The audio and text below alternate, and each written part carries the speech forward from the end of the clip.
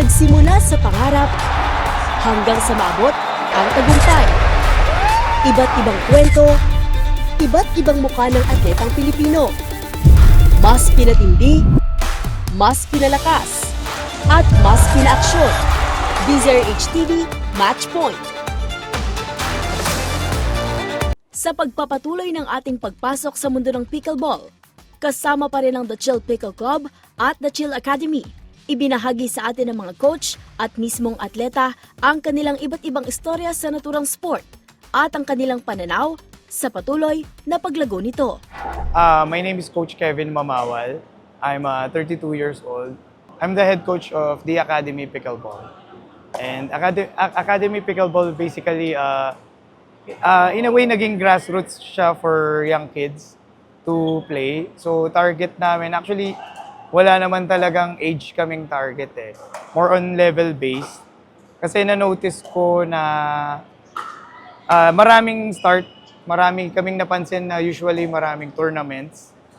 But ang problem is, parang na-notice namin walang masyadong preparation for the tournament. So we came up with the idea, why not mag-train tayo. We cater yung mga gustong mag-prepare for the tournament. It just so happened na marami kaming young kids na sumali. Chine-check kasi namin usually yung level talaga eh. Hindi yung age. Ang laking bagay talaga ng mga clubs like Chill Pickleball Club. Kasi syempre kaming coaches, usually ang focus talaga namin yung development ng mga bata, how we prepare them. So may mga bagay talaga kami na hindi na masyadong naasikaso, yun nga yung lalo na sa era ngayon yung promotion din ng club itself, yung social media side nung mga bata din, and yung preparation, actually yung support. Very good talaga yung support na nakukuha namin from Chill. Kasi yung kahit nga simpleng paggawa lang ng banners or yung mga cheers talaga nila, nakakatulong talaga siya eh. And syempre yung mga bata usually mabilis sila ma-down or onting natalo or nata-down, pero pag nakita yung support from other clubs, talagang na-uplift yung mood nila. In a way, yung mga intangible na bagay, yun yung malaking effect din talaga eh, na natutulong nila. Hindi lang yung monetary, yung more on the support talaga. So basically, kapag recreational, ang goal talaga dito is to have fun, to enjoy, to bond with others. Siyempre, kapag tournament, iba na yung level ng intensity. Actually, ang difference lang talaga, yung intensity. Siyempre, kapag tournament, bukod sa we have to pay yung entry fee, and siyempre, as much as possible, ayaw naman nating ma-waste yun, di ba? So, and bukod sa we want to gauge kung nasaan na tayo, we want to gauge our players kung nasaan na yung level talaga nila. And yung, competition siya eh. So, pagalingan. So, preparation talaga iba. We have to prepare talaga. Unlike sa recreation, syempre fun, bonding. Mostly doon naman talaga nag-start lahat. In a way, medyo yun ang pattern. You'll do recreation first. Then, parang kapag feeling mo, ready ka na to compete, then you have to prepare for the tournament na. Doon na kami, in a way, papasok talaga. I'm Christian Joshua Luna, known in the community as CJ Luna, and I'm from the Chill Pickle Club. I started way back 2019, pre-pandemic. So, yung coach ko sa tennis from US, siya yung nag-introduce sa amin ng sports. So, I was a tennis player that time. And at first, hindi ko siya tinake seriously talaga. Kasi I thought for fun lang ang pickleball. Until nag-pandemic, wala na akong any interaction with the sport sa pickleball. Until 2022, someone invited me again to play. Doon ko na kita na medyo lumalaki na pala yung community ng pickleball from different clubs, different communities. Pero that time, sobrang liit pa lang sa Metro Manila. Though I heard some way back 2022 sa mga provinces, meron na rin. Then, until 2023, I took it seriously na to become a competitive athlete. So, that time kasi, I do more on coaching lang din. Kasi That time, ang goal lang nung community na which I belong before is to promote the sport. So before, nag-iikot lang kami to conduct a clinic. That's pro bono actually. And then, pagdating ng 2023, dumadami na yung mga tournaments, locally, even internationally. So, nagkakaroon ako ng exposure and that was the time na I started taking it seriously na. Hindi siya naging ganun kahirap coming from a tennis player. As you noticed, most of our tennis top players sa pickleball are from tennis sport din. So, hindi siya naging ganun kahirap. But then again, there are still a lot of adjustment that kailangan gawin coming from different sports. But in terms of the principles and aspect ng sports, di naman nagkakalaya. Started, like, I believe 200 to 300 applicants or all over Asia na nag-apply for this program na it's a pre-training selection. Whoever got selected, magkakaroon ng contract in a UPA. UPA is one of the well-known organization and tournament organizer worldwide. They're the most prestigious so far worldwide, and they came to Asia. So they conducted this training program. Namili sila ng mga players. So I was fortunate to be part of the training program. We were 30 players nun from different countries. Tatlo kaming Filipino actually na fortunate enough to be part of this program. So I undergone 3 weeks of training under best coaches from US. And thank God, yan, napili ako sa out of 30 players, 8 kami na napili to have a contract under this organization to represent our countries and our brands then to compete all over Asia for the next few months. Okay, so yung mga ganitong opportunity, Coach, sa tingin mo, gano'n siya kahalaga para sa mga player na kagaya mo? First thing, it will bring huge exposure then, you know, as someone na napili, the only Filipino player then, I think it's an opportunity and a responsibility for me, you know, to showcase our talent as a Filipino rin in world stage. And that's something, I think, hindi ko siya tinitake as burden, pero, you know, there are a lot of expectation then. But for me, it's a huge privilege then to pakita na anong kakayanan meron ang mga Pilipino sa sports na to, sa world stage. So, I'm Zach and I'm 12 years old, turning 13 this year. My name is Ree and I am 12 years old and turning 13 this year. Our dad like tried it because he has like a Bible study and then he like does it every like week. And so he introduced us to the sport and yeah, that's how it started. We're homeschooled, so Okay. we have so much time to play pickleball because we have like 2 to 3 hours of studying, and then for the rest we just play pickleball and train. I think kids should do this sport because it's like a chill sport. It's not like really hard because the court is small compared to like tennis, so yeah. And the racket is really light. I think kids my age should start pickleball. Maybe you guys can share your experience in Pampanga where you won gold. Exactly. So my experience, it was really fun because like we got a lot of good matchups because the players there were also like really good. As for novice, they're also pretty good, and it was very challenging. Oh, you guys play with adults. Yeah. How was it? It was challenging, but we just pushed through, and we made it. You guys won gold. You guys Yeah. play together? Yeah, Oh, you us won- is doubles. How was it? Did they tell you anything? Yeah, they told us that we're like crushing the adults. I don't know, bro. And what have you learned from that experience? I learned that just to never give up. You never know when you're gonna win. Okay, sweet. It was really fun experience because we got to play with a lot of good players, and also I think what really helped us is our dink game because most of the adults there they were a lot of them were like bangers, so we mostly just kept dinking and that's how we won. I'm Migs. I'm 16. I'm from Shell Academy, Elite. I'm Carlel and I'm from Chill Academy. I'm 16. forgot. I'm Santino. I'm 17 and I'm from Chill Academy. It started with my dad. He wanted to do it as a family band. It started from my parents. They were already playing 2020. Then they invited me to a clinic, and that's when I started. My tita invited me to play pickleball around 2 years ago and I haven't stopped ever since.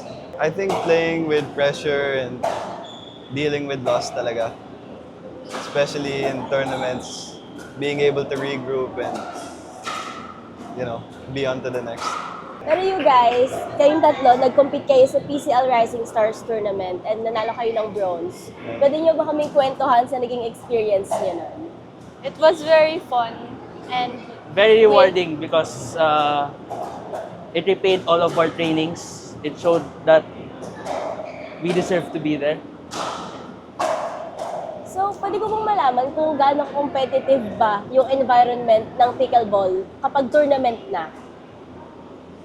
Kasi ito, di ba, friendly. Yeah. Pero kapag tournament, gaano ba ka-competitive and gaano kahirap?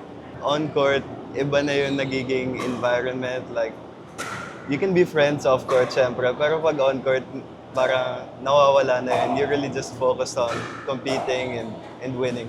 What makes Academy different is we have like really player focus. So depende rin sa'yo and your needs. The Academy can really provide and really help you grow and improve in pickleball. We often train three times a week, and Tuesday and Thursday is the one very intense, diba?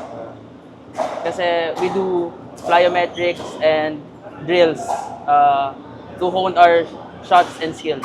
I'm Choi Galaw. I am 13 years old. My tito pumunta po siya dito from America. Nag-present po sila sa Cebu ng on-brand po na bola. Tapos po, tinuruan po ako ni Daddy. Tapos po, umuwi po ulit siya dito and tinuruan niya po ako mag-pickleball. And with that, sa tingin mo, ano ba yung dream mo? Dream mo ba na maging pro player talaga sa pickleball? To play in the nationals, to compete with other countries and other people. And sino ba yung nag-motivate sa'yo or ano yung nag-motivate sa'yo para maglaro sa national level? Tito ko po and my dad. Meron ba silang mga tip na sinabi sa'yo kung ano yung pwede mo i-apply sa mga tournament or kahit sa mga training lang? Apo. Pwede mo ba i-share sa amin? Be confident and don't be angry all the time. Hi, I'm Crystalline Annan Cabo. I am 21 years old and I am from Chill Pickleball Club. Well, actually, it took me a long time to actually be into pickleball kasi my siblings has been really inviting me to play with them. My sister's from Vietnam, so pickleball there is really big. And then my brother stayed with him for a few months, and then when he got back to the Philippines, he kept on pestering me to join him. And I was like, no, I'm okay, because I was super busy with college. But then I said yes to him one time, and then I enjoyed it. And then here I am, addicted to pickleball. Okay, what made me love this sport?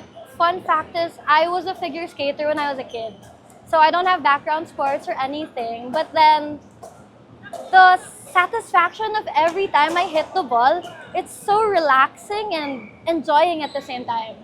So yeah, that's what made me love pickleball. And of course, the community also. I think my club, Chill Pickleball Club, it's not just a club, it's not just a community. With us, it's a family. Right now, I'm a graduating student, so there's a lot happening. There's a lot ongoing research, thesis, and a lot more stuff. But every time na may nagagawa ako, may na-accomplish ako with school, feeling ko, deserve ko mag-pickleball. So even if I'm tired, I'm gonna make time to relax. This is my way of relaxing and just balancing it. My name is Diane Santos. I'm 31 and I'm from the Chill Pickle Club. Meron sometime a year ago, may nag-aya ng friend ko. It was when they were still doing the pickle malls.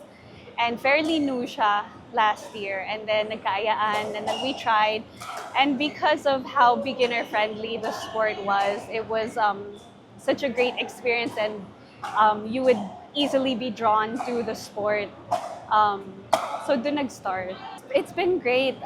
Shout out to the Chill Pickle Club. It's been so nice being part of a club that's so inclusive of all genders, all ages and races, but just a safe space in general na kahit beginner or kahit anong level of I guess anong level of experience in this sport, Chill has being part of a pickleball club has been nice. I think it's very important na just to have a community and familiar faces at every Saturday or every week to just enjoy the sport na no pressure lang. Narinig natin ang kanilang iba't ibang kwento mula sa kung paano sila nagsimula sa sport na pickleball hanggang sa kung paano sila natulungan ito.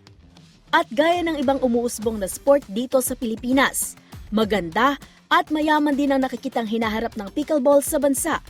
At umaasa ang The Chill Pickle Club na magkakaroon pa ng oportunidad at atensyon ang naturang sport sa paglaon ng panahon. Well, mahirap mag-conclude, no? Pero if you would ask me, nakikita ko siya something na ka-level ng basketball sa Pilipinas. Philippines is well known for basketball. Kaysan ka pumunta, maraming marunong maglaro ng basketball. So, actually, that's my dream din. Hindi lang basta may pasok sa Olympics or sa national sports natin, but even lahat ng tao na mahumaling sila maglaro nito, regardless kung ilang taon sila or regardless of their capabilities. Kasi sa basketball, may kita mo kahit sino naglalaro eh. Kahit walang resources, nakakapaglaro. So, that's one thing na nakikita kong pwede mangyari sa sports na to in the long run. I think pickleball is unique because I guess despite all of the rules and everything, it's very beginner friendly, and that's what makes it so unique as opposed to all of the other sports. I think future-wise sa Philippines, very bright pa. Kasi I think for now kasi syempre wala pa tayong governing body. So hindi pa tayo, I think wala pa tayong National Sporting Association. So technically speaking, wala pa tayong national ranking. So I think pag nagkaroon ng ganun, mas maraming ma-encourage na players kasi why? Pwede natin siya ipasok for UAAP, NCAA, palarong pambansa. Ngayon, if mapasok natin yon, anong next is scholarships. Siyempre may mga schools na involved doon eh. So they can give scholarship for pickleball players. Tapos mas maraming younger generations na maglalaro. Developmental, mas gaganda. And well, nagagawa ng neighboring countries natin like Vietnam, Malaysia, and others. Even I think Thailand, or you name it. So Southeast Asian neighbors natin. So if they can, bakit hindi tayo? Eh, kaya naman natin yan. And I think pickleball is sport I think we can thrive talaga kasi bukod sa nagmamatter naman yung height, pero I think ito yung sport na fit para talaga sa mga Filipinos. Yun ang forecast ko talaga. Hopefully talaga magkaroon na talaga tayo ng National Sporting Association para lahat to magche-chain reaction na yan, magtutuloy-tuloy na yan. So just like other sports like tennis, basketball, volleyball, ganun sila. So yun.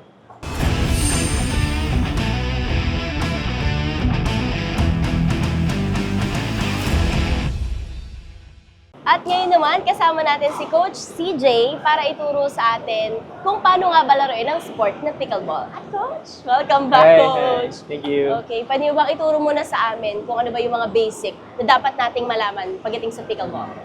Well, of course, first of all, before we proceed sa mga technical skills, let me explain muna, brief lang naman, itong court natin. Okay. So itong court ng pickleball, actually we're using the same size as badminton court. As you can see, marami tayong lines. Okay, actually this is a multiple purpose court, kaya maraming lines. We have basketball here, badminton, and pickleball courts. But the standard pickleball court, it requires itong line lang na to. Itong nakikita nyo orange lines. Okay. Yeah. Okay, so you can disregard itong mga black and blue lines. Yeah. So, let's start here. Itong line na to sa harap na malapit sa net, we call this as kitchen line. Then, itong Kitchen line. Kitchen line, Okay, yes. kitchen So, from line. kitchen line up to the net, this rectangular box, we call this as kitchen box. Okay? So, very important na you learn yung different spot ng court kasi nag-iiba rin yung palo natin dyan. Okay. So, yung mga palo sa here from kitchen line, sometimes hindi nag-work sa likod. Yung mga palo sa likod, sometimes hindi rin nag-work dito. Okay. So, yung iba-iba yung mga palo natin. Depends kung nasaan ka sa court. Okay? So, to kitchen line, kitchen box, then yung line sa dulo, we call that as baseline naman. Baseline. Baseline. Okay, Yes. baseline. Okay. So, kung mapansin mo, no, ang baba ng net natin. Mm-mm. At the same time, we're using plastic balls. And yung paddle, hindi naman siya sobrang heavy. So, madaling paluin yung bola. Madaling patawirin yung bola on the other side. Okay. Okay, so you have to understand then, pickleball is not about how hard you hit the ball. It's more of control, more of patience, positioning, yung mga ganun strategy. So, hindi siya always palakasan ng palo. So, I think that's the huge difference between tennis and pickleball. Mas intense ang tennis kumpara sa pickleball. Kasi sa tennis, puro malalakas ang palo, karaniwan. But here, very important yung control. Okay. Sa paddle natin, so this kind of paddles, yung material nito mostly carbon fibers. Then we're using plastic balls. Okay. Actually, onting bounce lang, onting push lang, enough na yun para mag-cause ng bounce sa plastic balls na to. At pagkatapos tayong turuan ni Coach CJ kung paano laruin ang pickleball, hindi pwedeng hindi natin masubukan ang isang intense game.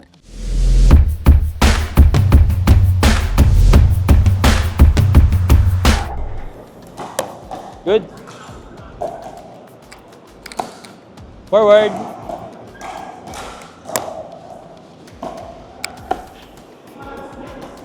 Ah. Forward. Ay, sorry. Alright, good try. Ay, sorry. Okay. Pero dapat Sige. di ba papasok dito, coach? Ha? Dapat ba papasok dito or okay lang? Kailangan mag-bounce. Ito yung target niya. Okay. So, mag-bounce yung bola dito, kailangan mo siya i-return pabalik doon. Sa kanya rin. Any naman. Okay. Basta sa court. Okay. Alright, so hindi natin na-return yung service niya, they gain a point. Okay. So, 1-0.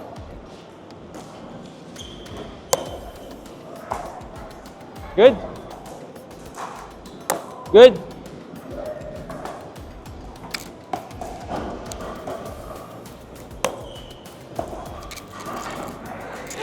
Nice shot. Nice. Alright. Sorry, Alright. nagpalik ako. Sige. Yours? Good. Good. Good try. 5-0.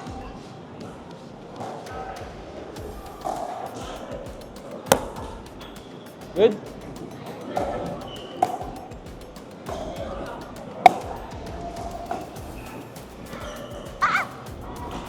Good try.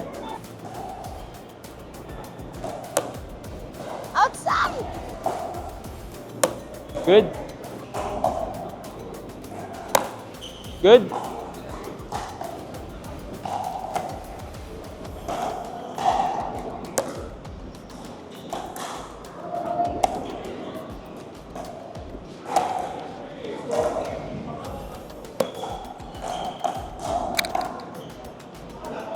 Yours? Sayang! Good try, good try. Ready? 7-0.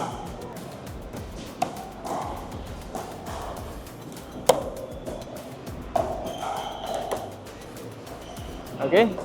So 11-0. 11-0. Nice game. So, Thank mo na ako yung first time ko hindi ko natatamaan. alright. So proper etiquette every after game. Lapit kayo sa opponent, then you do paddle tap. Okay. Yay! Congrats po. Ang galing niyo. Akala ko kasi di ako pagpapawisan. Pinagpawisan ako. Feel ko na tense ako.